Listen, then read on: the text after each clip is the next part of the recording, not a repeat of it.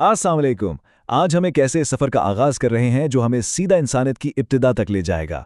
जी हाँ, हम समझने की कोशिश करेंगे इस्लाम में पहले इंसान और पहले पैगंबर हज़रत आदम अलैहिस्सलाम की कहानी को। तो सबसे पहला और बुनियादी सवाल, आखिर हम सब की ये कहानी, ये सफ़र शुरू कहाँ से हुआ? चलें मिलकर इस सवाल का जवाब ढूंढते हैं।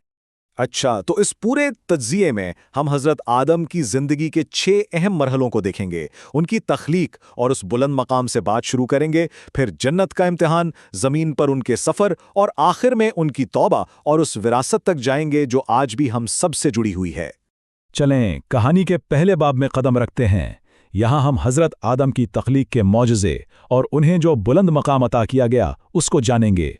देखिए, हज़रत आदम अलैहिस्सलाम का नाम, उनके नाम में ही उनकी तख्लीक की गहरी हकीकत छुपी हुई है। ये लफ्ज़ आदम असल में अदीम से निकला है, जिसका मतलब है ज़मीन की सतह या कह लें कि मिट्टी। यानी अल्लाह ताला ने उन्हें मिट्टी से बनाया और ये नाम उस ताल्लुक की एक मुस्तकिल याद दहानी है।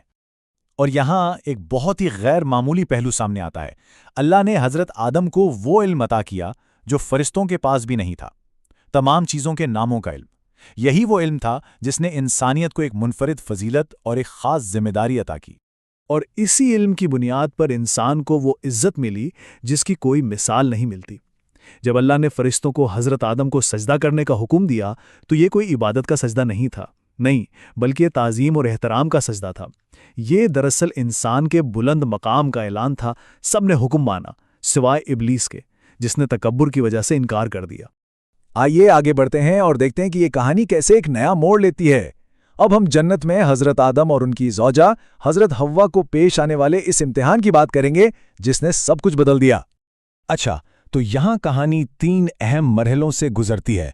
पहला, अल्लाह का वाज़े हुक्म था कि जन्नत की हर नेमत हलाल है, बस एक ख़ास दरख्त के करीब नहीं जाना।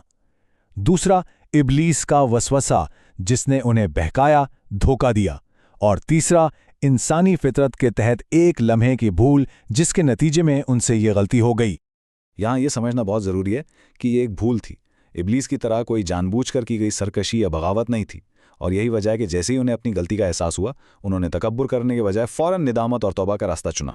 इस गलती के बाद उनके सफ़र का अगला मरहला शुरू होता है, जन्नत से ज़मीन पर उतरना। रवायत में आता है कि इन तीनों को ज़मीन पर अलग अलग जगहों पर उतारा गया। हज़रत आदम अलैहिस्सलाम के बारे में कहा जाता है कि वो श्रीलंका में उतरे, हज़रत हवा जिदा में और इब्लीस इराक के इलाकों में। तो ये जगह गोया उनके ज़मीनी सफ़र और इंसानियत के एक बिल्कुल नए बाब के आगाज़ का निशान है। लेकिन हाँ, ये याद रखना ज़रूरी है कि इन जगहों का जिक्र कुरान में नहीं है, बल्कि ये बात की रिवायात और तफसीरों से हमें मालूम होती हैं। अब कहानी के सबसे ज़्यादा इंसानी और जज्बाती हिस्से की तरफ आते हैं, यानी माफ़ी की वो तलाश और फिर वो दोबारा एक दूसरे को पा लेना। रवायात में मिलता है कि हज़रत आदम अलैहिस्सलाम ने 40 साल, पूरे 40 साल तक मुसलसल रो रो कर अल्लाह से अपनी गलती की माफ़ी मांगी। ये लंबा अरसा उनकी निदामत की गहराई और अल्लाह की रहमत पर उनके यकीन को ज़ाहिर करता है। और उन्होंने वो दुआ मांगी जो आज भी हम सब के लिए तौबा का एक बेहतरीन नमूना है, रब्बना ज़लमना अनफुसना। ये दुआ दरअसल अपनी गलती का इतराफ़ है, आजिज़ी का इजहार है और अल्लाह की रहमत पर मुकम्मल भरोसे का सबूत है। ज़रा सोचिए, 200 साल की तवील जुदाई, ये कोई मामूली अरसा नहीं था।